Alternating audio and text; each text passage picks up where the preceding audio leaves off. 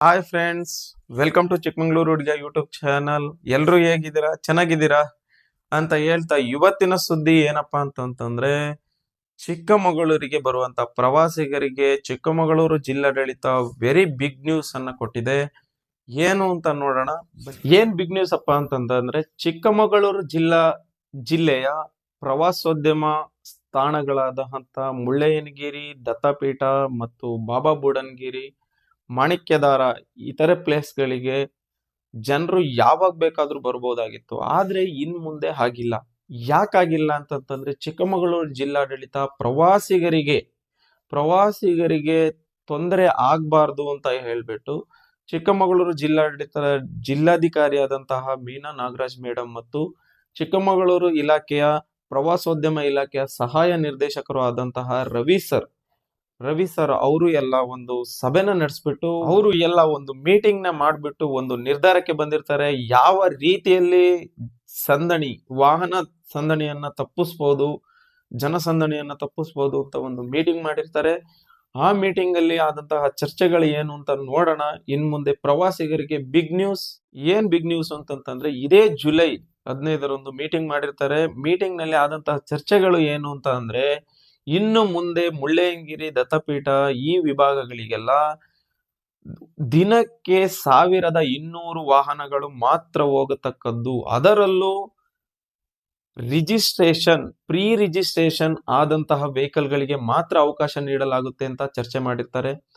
ಈ ರಿಜಿಸ್ಟ್ರೇಷನ್ ಮಾಡೋದು ಹೇಗೆ ಅಂತ ಹೇಳ್ಬಿಟ್ಟು ಇನ್ನೊಂದು ವಾರದಲ್ಲಿ ಲಿಂಕ್ ಕೊಡ್ತೀವಿ ಅಂತ ಡಿಸ್ಕಸ್ ಮಾಡಿರ್ತಾರೆ. ಇನ್ನೊಂದು ವಾರದಲ್ಲಿ ವೆಬ್ಸೈಟ್ ನ ಸೃಷ್ಟಿ ಮಾಡಿ ಆ ವೆಬ್ಸೈಟ್ ಅಲ್ಲಿ ರಿಜಿಸ್ಟ್ರೇಷನ್ ಮಾಡೋದು ದಿನದಲ್ಲಿ 2 ಭಾಗಗಳಾಗಿ 6ರಿಂದ 2 ಗಂಟೆ ಒಂದು ಭಾಗ, 2ರಿಂದ ಸಂಜೆ 5 ಗಂಟೆ 6 ಗಂಟೆಗೆ ಇನ್ನೊಂದು ಭಾಗ. ಬೆಳಿಗ್ಗೆ ಹೋಗುವಂತಹ ಪ್ರವಾಸಿಗರಿಗೆ 6 ಗಂಟೆಗೆ ಒಳಗಡೆ ಬಿಡಲಾಗುತ್ತೆ. ಇದಕ್ಕೂ ಕೂಡ ಪ್ರೀ ರಿಜಿಸ್ಟ್ರೇಷನ್ ಮಾಡಿರ್ಬೇಕು.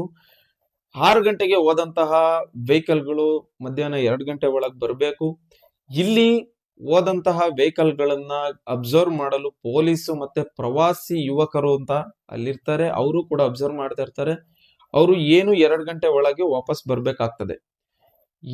ವಾಪಸ್ ಬಂದ ತಕ್ಷಣ ನೆಕ್ಸ್ಟ್ 2ನೇ ಸೆಷನ್ 2 ಗಂಟೆಯಿಂದ ಪ್ರಾರಂಭ ಆಗುತ್ತೆ. 2ನೇ ಸೆಷನ್ ಅಲ್ಲಿ ಮತ್ತೆ 600 ವೆಹಿಕಲ್ ಗಳನ್ನ ಬಿಡಲಾಗುತ್ತೆ. ಫಸ್ಟ್ನೇ ಸೆಷನ್ ನಲ್ಲಿ 600 ವೆಹಿಕಲ್, 2ನೇ ಸೆಷನ್ ನಲ್ಲಿ 600 ವೆಹಿಕಲ್, 100 ಬೈಕ್ಗಳು, 100 ಲೋಕಲ್ ಕಾರ್ಸ್ ಅಂಡ್ ಜೀಪ್ಸ್, ಮತ್ತೆ 50 ಟೆಂಪೋ ಟ್ರಾವೆಲ್ಗಳು, ಮತ್ತೆ 350 ಪ್ರವಾಸಿ ವಾಹನಗಳಿಗೆ ಅವಕಾಶ ಮಾಡಿಕೊಡಲಾಗುತ್ತದೆ. ಅಂದ್ರೆ morning session 600 vehicle, next afternoon session ಮತ್ತೆ 600 ವೆಹಿಕಲ್ ನ ಬಿಡಲಾಗ್ತದೆ. ಆನ್ಲೈನ್ ನಲ್ಲಿ ನೋಂದಣಿ ಮಾಡಿಕೊಳ್ಳುವಾಗ ನಾವು ಯಾವ ಸೆಷನ್ ನಲ್ಲಿ ಹೋಗ್ತೀವಿ ಅನ್ನೋದನ್ನು ಕೂಡ ಪ್ರವಾಸಿಗರು ಅಲ್ಲಿ ಆಪ್ಟ್ ಮಾಡ್ಕೋಬೇಕಾಗುತ್ತೆ. ಆಪ್ಟ್ ಮಾಡಿಕೊಂಡಂತಹ ಸಂದರ್ಭ ಯಾವ ಸಂದರ್ಭದಲ್ಲಿ ಇರುತ್ತೆ ಆ ಸಂದರ್ಭದಲ್ಲೇ ರಿಜಿಸ್ಟ್ರೇಷನ್ ಮಾಡದ ವೆಹಿಕಲ್ ಗಳಿಗೆ ಯಾವುದೇ ಕಾರಣಕ್ಕೂ ಒಳಗಡೆ ಪ್ರವೇಶವಿಲ್ಲ ಅಂತ ಹೇಳ್ತಿದ್ದಾರೆ. ರಿಜಿಸ್ಟ್ರೇಷನ್ ಆದ ವೆಹಿಕಲ್ ಗಳನ್ನ ಕೈಮಾರದ ಚೆಕ್ ಪೋಸ್ಟ್ ಅಲ್ಲಿ ಚೆಕ್ ಮಾಡಿ ರಿಜಿಸ್ಟ್ರೇಷನ್ ಅನ್ನು ಚೆಕ್ ಮಾಡಿ ಬಿಡಲಾಗುತ್ತೆ ಅಂತ ಡಿಸ್ಕಸ್ ಮಾಡಿದ್ದಾರೆ. ಈ ತರ ರೂಲ್ಸ್ ಮತ್ತೆ ರೆಗ್ಯುಲೇಷನ್ಸ್ ಮಾಡಿದ್ದಾರೆ ಅಂತಂತಂದ್ರೆ, ಮುಳ್ಳಯ್ಯನಗಿರಿಯ ಭಾಗದಲ್ಲಿ ಆಗುತ್ತಿರುವ ಪರಿಸರ ಮಾಲಿನ್ಯ ಮತ್ತು ವಾಹನ ದಟ್ಟಣೆ, ಪ್ರವಾಸಿಗರಿಗೆ ಆಗುತ್ತಿರುವಂತಹ ಕಿರಿಕಿರಿಯನ್ನು ಕುರಿತು ಈ ಸಭೆಯನ್ನು ಮಾನ್ಯ ಜಿಲ್ಲಾಧಿಕಾರಿಗಳಾದಂತಹ ಮೀನಾ ನಾಗರಾಜ್ ಮೇಡಮ್ ಮತ್ತು ಪ್ರವಾಸೋದ್ಯಮ ಇಲಾಖೆಯ ಸಹಾಯ ನಿರ್ದೇಶಕರಾದಂತಹ ರವಿ ಸರ್ ಅವರ ಸಮ್ಮುಖದಲ್ಲಿ ಈ ಮೀಟಿಂಗ್ ನ ಮಾಡಿರ್ತಾರೆ.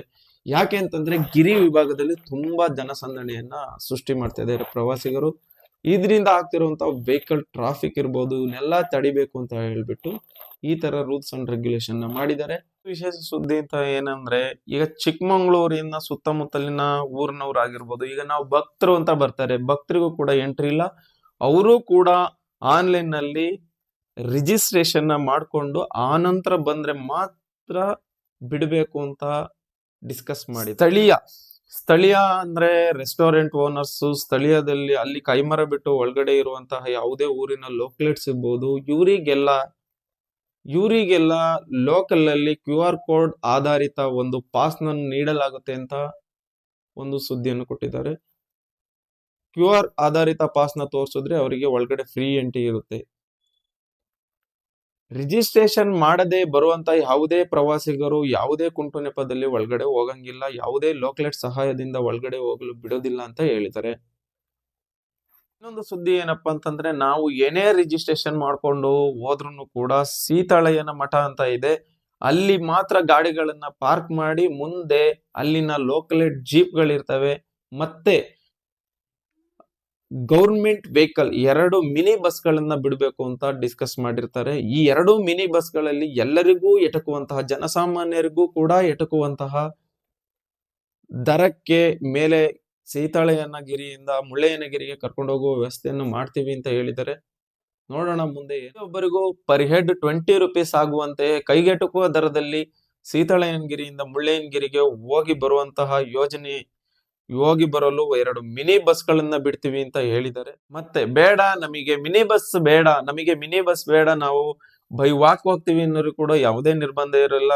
ಬೈ ವಾಕ್ ರೋಡ್ ಮುಖಾಂತರನು ಹೋಗ್ಬೋದು, ಬೈ ವಾಕ್ ಟ್ರೆಕ್ಕಿಂಗ್ ಮುಖಾಂತರನು ಹೋಗ್ಬೋದು. ಟ್ರೆಕ್ಕಿಂಗ್ ಮುಖಾಂತರ ಹೋದ್ರೆ ತುಂಬಾ ಚೆನ್ನಾಗಿರುತ್ತೆ. ನಾವೇ ಹೋಗಿದ್ದೀವಿ, ಗುಡ್ಡದ ಮೇಲೆಲ್ಲ ಹತ್ಕೊಂಡು ಕಾಡಿನ ಮಧ್ಯೆ ಎಲ್ಲ ನುಸುಳ್ಕೊಂಡು ಹೋಗೋದು ತುಂಬಾ ಚೆನ್ನಾಗಿರುತ್ತೆ. ಟ್ರೆಕ್ಕಿಂಗ್ ಮುಖಾಂತರನು ಹೋಗ್ಬೋದು.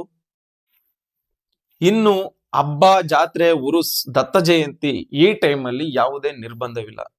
ಆ ಟೈಮಲ್ಲಿ ಬರುವಂತಹ ಭಕ್ತರಿಗೆ ಯಾವುದೇ ನಿರ್ಬಂಧವಿಲ್ಲದೆ ಮುಳ್ಳಯ್ಯನಗಿರಿ, ದತ್ತಾಪೀಠ, ಮಾಣಿಕ್ಯದಾರ, ಕಲ್ಲತ್ತಿಗಿರಿ ಈ ವಿಭಾಗಗಳಿಗೆ ಯಾವುದೇ ನಿರ್ಬಂಧವಿಲ್ಲದೆ ಹೋಗ್ಬೋದು. ಯಾವಾಗ?